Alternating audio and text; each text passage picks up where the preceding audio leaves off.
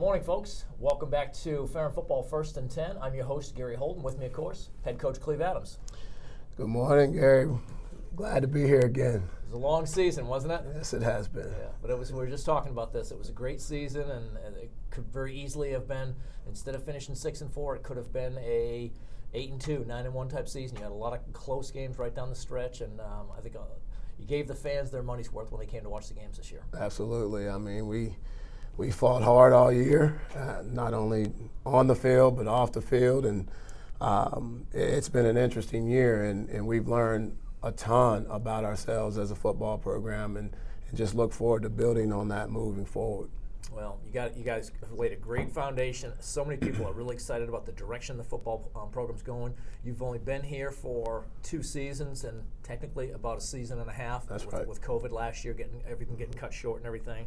But I know a lot of people are excited. We're excited when you came on board, and I think they're more excited, more energized right now. The tailgating thing was just a massive upgrade to the football program, the experience for the athletes, and really for the fans as well. Absolutely. I think we cast a vision when we walked in the door here. Myself, my wife Jill, she's right by my side in everything that we've done and accomplished in this business. And to have her on campus is really huge as well. But just understanding what we wanted out of this thing, we already had an unbelievable tradition here at Ferrum.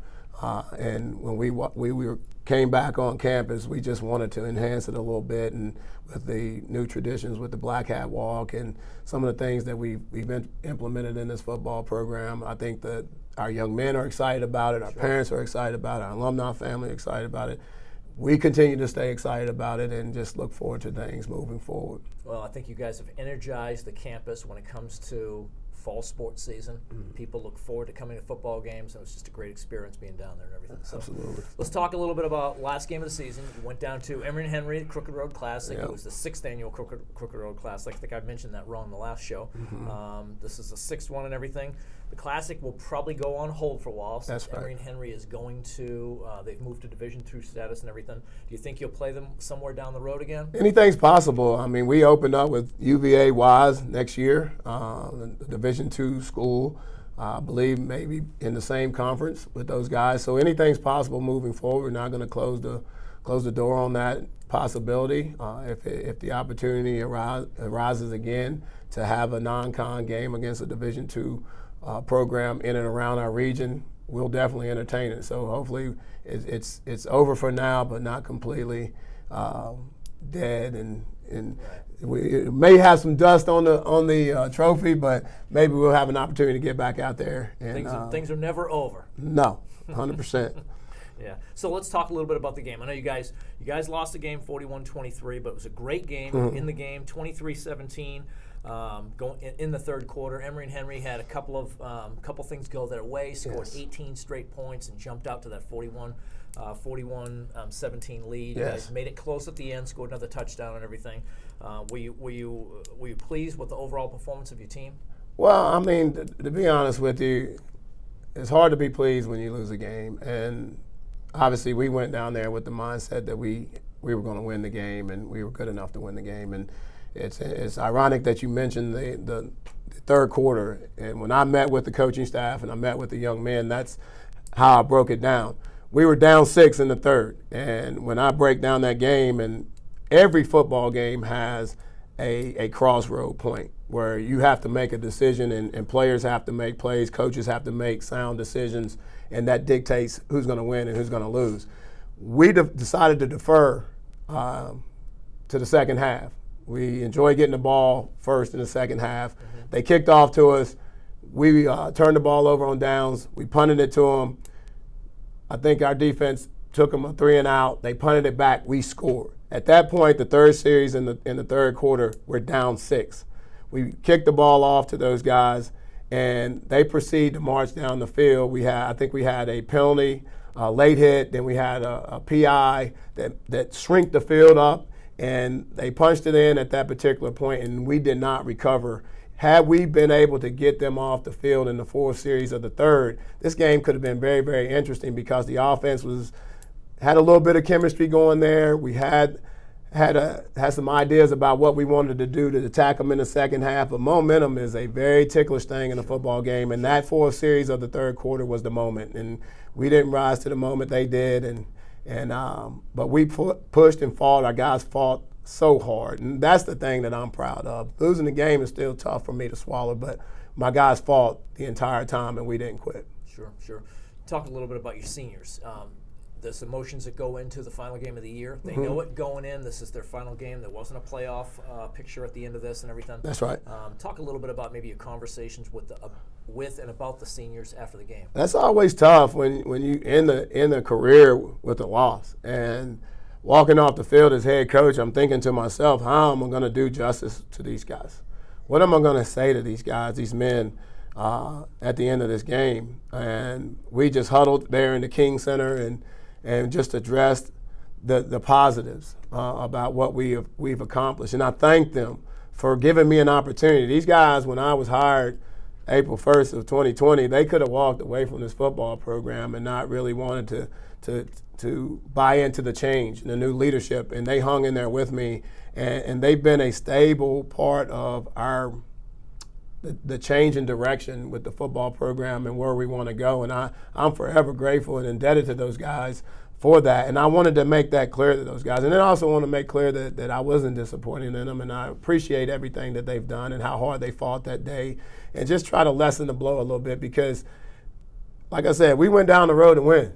And it wasn't hoping to win. We felt like we were a good enough football team to win that game, but I just wanted to make sure at that particular time they understood how much I appreciated those guys. Once we broke and had our prayer, I walked them out to the front porch and we took a group photo just to capture the moment because that group's going to be special to me for a long time. Sure, and that group is going to be loaded with, you're going to have guys that are going to be businessmen and That's lawyers right. and doctors, and they're going to do such great things. 100%. Every one of those guys, have seen them and everything, and I think they can all hold their heads up that they're now officially black hats, now That's they've right. graduated and everything, and they're all going to be coming back to your golf tournaments and all the socials. They'll be helping you guys out and everything, and I'm real pleased for you guys to have that group joining your black hats. Well, one thing that I've noticed this week has been kind of put the season to bed week and doing our position evaluations and exit interviews. And for the head coach, you always meet with each individual senior as well. And the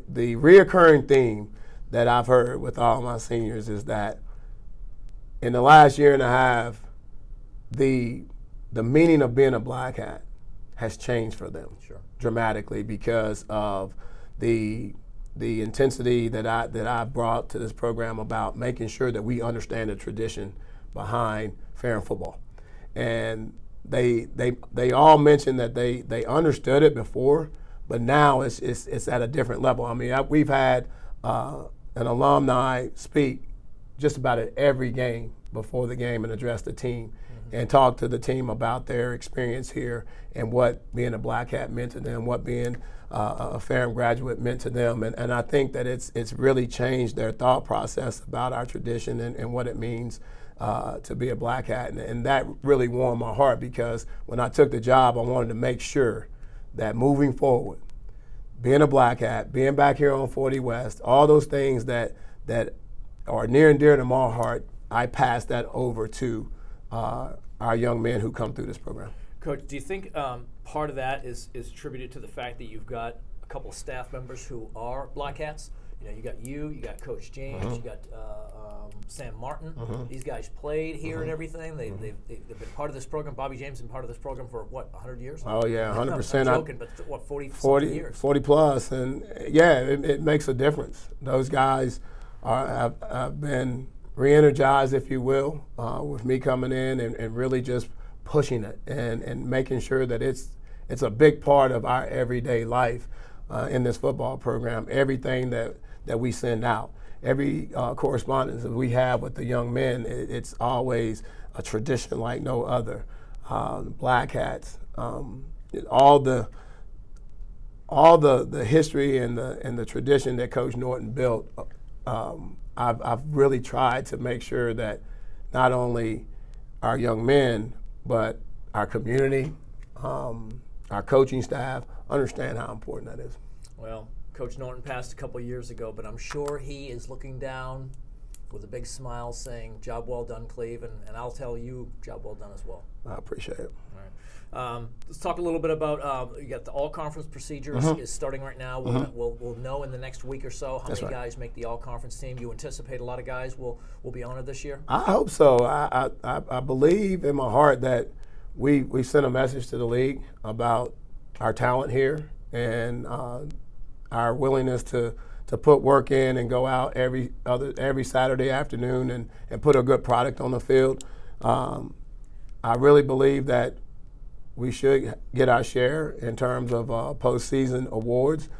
Right now, I think I received the email yesterday to actually put in our nominations, and it's a couple-step process. Each coach puts in nominations, and then they send the information back, and then we sit down as a coaching staff and discuss our opponents. You don't vote for yourself. You nominate, but you don't vote for yourself. And I take a lot of pride in that in terms of how we evaluate our opponents and try to do justice with the postseason awards. And we'll sit down and have a staff meeting and talk about every single team and every young man that's been put up and try to do our due diligence to keep the integrity of that actual process. Well, I know that's going to be a lot of work because this league is loaded with some unbelievable talent, and it'll be interesting to see how you guys come up with your, who we put forward and say these are the athletes that we think are the best in the conference and everything, and see what the league thinks about our guys. 100%. So we'll get more information for that later on. Recruiting, that's your next biggest thing. Maybe the recruiting and taking a little bit of time off for families and everything. Let's talk real quickly about recruiting. Target hotspot areas, is that what you look for, or do you have a standard area that guys go to? Well, over my 6.5, 7, well, I guess 7 years, going on 8 maybe as head football coach, I've developed a system that I believe in to provide us with the best opportunity to recruit what fits Ferrum or whatever institution I'm a part of at the particular time. And for us, recruiting has been an ongoing process for us. We never stop, and it starts in May, where we will go and we will target the rising senior class, and that allows us to build a database of talent that's within what I call our footprint.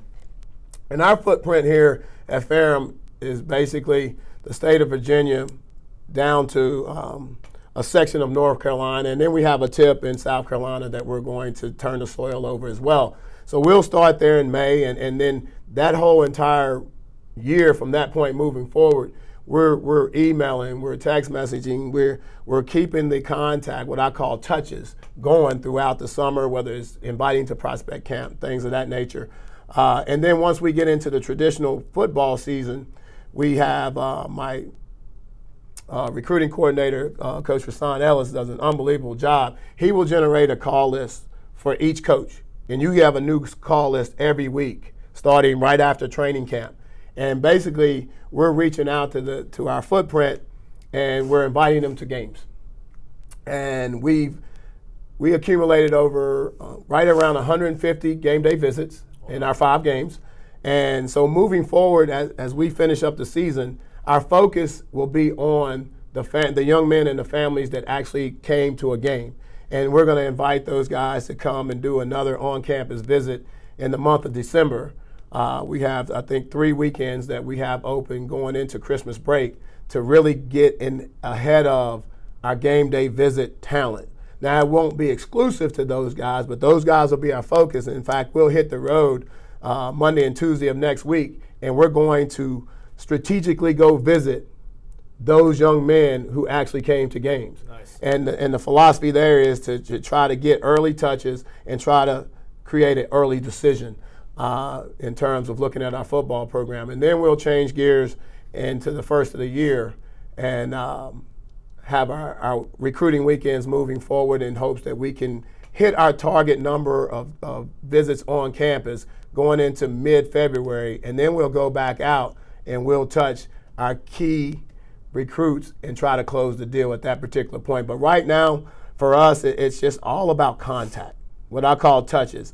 And we've accumulated touches by our coaching staff. I'll generate a call list for our alumni family because I write those guys bi-weekly pretty much the entire season and during the recruiting season and say, hey, if you have time, just drop a note to these guys and just tell them about your experience at Ferrum. And I think it's really helped us dramatically in the recruiting process, and I'm super excited about really getting into as normal as you can put a recruiting cycle without the COVID effect on it. Exactly. And to see what kind of class we can produce for the 22 class. Well, we're excited about seeing what kind of kids you get through here, and I know what you're talking about as far as those Saturdays, because I've seen you coming down, literally walking in on the Black Hats walk, and there's a whole bunch of recruits that are just coming out of those meetings with you and everything, and they get a chance to see that. 100%. And I can't remember which game it was, but I was down there at the beginning of the Black Hat walk, and it was just like felt like it was a half mile of bodies behind you coming in that were parents and recruits and everything. So I think that's great that you guys are doing that. Absolutely, it's a big deal. For me, and I've talked about it with the staff immediately after the season. Recruiting is a two-phase deal. The first priority is recruiting the birds in hand, the young men that are on this campus right now, our returning football players. Keep them here. You got to take care of the birds in hand before you get out in the bush, and that's been our focus this week, is just getting the house in order, making sure that we're doing our due diligence with the young men that we have here on campus right now, and do not take those guys for granted. I think in the past, in terms of recruiting, as soon as the season's over, the coaching staffs are just eager to get out on the road and go find new talent. Well, you better take care of home first. Sure. And that's been my philosophy as a head football coach. Take care of the house. Retention is the number one indicator of the ability to consistently win year in and year out. And we're going to take care of that piece first, and then we're going to get out here and we're going to do our due diligence and get it done. You know, they say you win with juniors and seniors. 100%. You got to have those juniors and seniors on your campus. So, so taking a little bit of time off. I'm sure we got Thanksgiving coming up and Christmas over the next 5-6 weeks or whatever. You guys can be taking some time off. The coaches get a chance to go and do some things with their family among their other jobs, going off and doing recruiting and everything. Absolutely. I mean, that's a big part of just re-energizing and refocusing, because from the second week of August until Saturday afternoon of last week, we've been 100% foot on the pedal, going hard here, and every staff has. If you're doing your due diligence, you're working yourself 80, 90, 100 hours a week to prepare for a football game. So we'll hit the road next week, Monday and Tuesday, and then we'll be off the rest of the week to kind of get ourselves together and enjoy our families. Our families sacrifice so much for us as coaches, and as a head football coach, I want to make sure that I do the best I can to make sure our coaches have a quality of life. And I've figured out a system, if you will, postseason, going into the height of recruiting, to try to really take that into account, and budget time to take care of the job, but also take care of home. And hopefully in the next few weeks, we'll be able to get enough quality time for our guys to kind of get themselves together and rejuvenate and be ready to go for the push in the first of the year. And the one thing that we have right now, the new academic calendar that we have here, the break for our student athletes is enormous. So part of that break is we have a call list for our current players on the roster. So we'll have our recruiting call list going, then we'll have an alphabetized call list for our current roster, because we call those guys every week of every break. Because again, if you don't take care of the birds in the hand and out here chasing the birds in the bush, you're going to have bigger issues than you want to deal with. So we make sure that we stay connected, 12 months out of the year. That's great. Well, and Coach, I know that your coaches probably see the fact that you and Jill, you take time for your family. You've got, you're going to be spending some time with your family. You got some grandbabies and everything. I got one on the way. My third one's on the way, second week of December. So that's awesome. So another Christmas baby. That's right. So that's great. Well, it's good that they get to see that and everything. And I know Jill does an amazing job here on campus. I want to mention about Jill getting her new position on campus. Everyone's so excited about her being here. And I want to congratulate her on a new position, and looking forward to seeing all the great things that she's going to continue to do. And I know she's a huge part. You guys are down there at 4:30 in the morning on Saturdays, and she's down there. No complaints, just getting stuff done. That's right. She's been instrumental in everything that I've done as head football coach, and we've grown together in this business, both not in just football, but it's higher ed in general. And we understand what it's supposed to look like, and more importantly, the student's always in the center. Sure. And if you're operating that way, you have a chance. Yep. And Jill is in the center with the students right now and everything. She's moved back into one of the buildings on campus in the center, so she'll do a great job. Coach, how often will we come back with the show? We've been doing it once a week for the last 4 or 5 weeks now. How often will we do the coaches show going into the spring semester? Well, I like to continue doing the show once a month. I think it's important for not only our natural fan base to understand what's going on in the football program, but obviously stretch out there in terms of our recruits and their families and people of interest in Ferrum football. I think Ferrum football in this region is a big deal, and I think it's a great way to continue to spread the good news. Yep. About what we're doing here with the Black Hats and what's going on back here on 40 West. And I just look forward to making sure that we just keep celebrating Ferrum. Not just Ferrum football, but Ferrum in general, because Ferrum has been a blessing to a lot of people over the years, and it's been a blessing to me and my family, and I just feel like that we would not be doing a service if we don't continue to make sure that everyone understands what a great opportunity it is to be either involved with what's going on in this campus or just associated with it. Sure. Well, and speaking of the show, so we'll come back in January, just after the first of the year. We'll have we'll start the year off from there and everything. I will tell fans we are going to have a name change for the show. We'll let you know what that's going to be pretty soon and everything. We're going to retire Ferrum football 1st and 10. We're going to have something that's probably a little bit closer to home here, and I think people will enjoy it.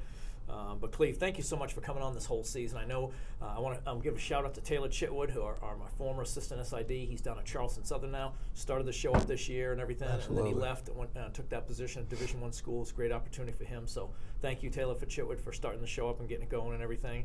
And thanks for the fans for watching. You know, I know that there's been some great comments and everything, both to the coaching staff and some people have done some shout outs and everything for it, and I appreciate that.